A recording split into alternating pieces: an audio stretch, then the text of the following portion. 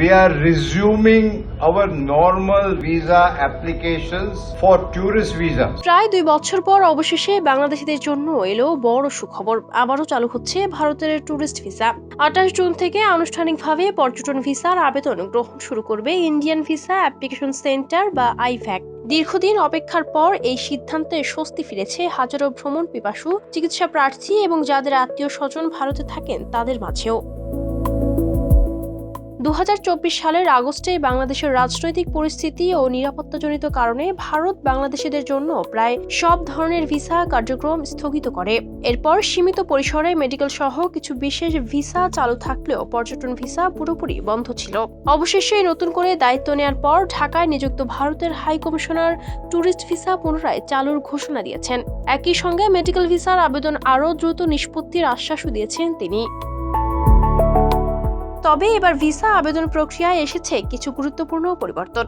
আগের মতো সরাসরি গিয়ে আবেদন করা যাবে না। প্রথমে অনলাইনে ভিসা আবেদন ফর্ম পূরণ করতে হবে। এরপর আবেদনপত্র ডাউনলোড করে নির্ধারিত সময়ের মধ্যে ওয়েব ফাইল আপলোড করতে হবে। দুপুর 2টা থেকে বিকেল 4:30টার মধ্যে সাইন আপ ও ওয়েব ফাইল আপলোড শেষ না করলে সেদিনের জন্য অ্যাপয়েন্টমেন্ট বুক করা সম্ভব হবে না। এরপর বিকেল 5টায় অ্যাপয়েন্টমেন্ট স্লট চালু হলে লগ ইন করে পরবর্তী কার্য দিবসের জন্য সময় বুক করতে হবে। প্রয়োজন হলে একবার অ্যাপয়েন্টমেন্ট পরিবর্তনের সুযোগও রাখা হয়েছে।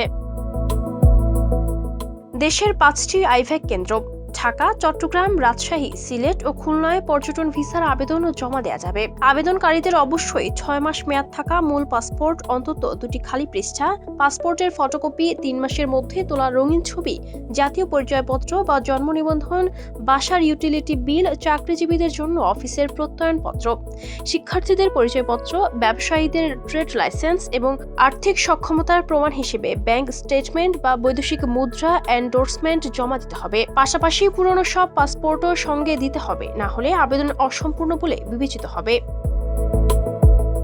অনেকেই মনে করেন ভারতীয় ভিসার জন্য আলাদা ভিসা ফি দিতে হয়। আসলে ভারত সরকার কোনো ভিসা ফি নেয় না। তবে আবেদন প্রক্রিয়াকরণের জন্য আইভ্যাককে 1500 টাকা সার্ভিস চার্জ অনলাইনে পরিশোধ করতে হয়।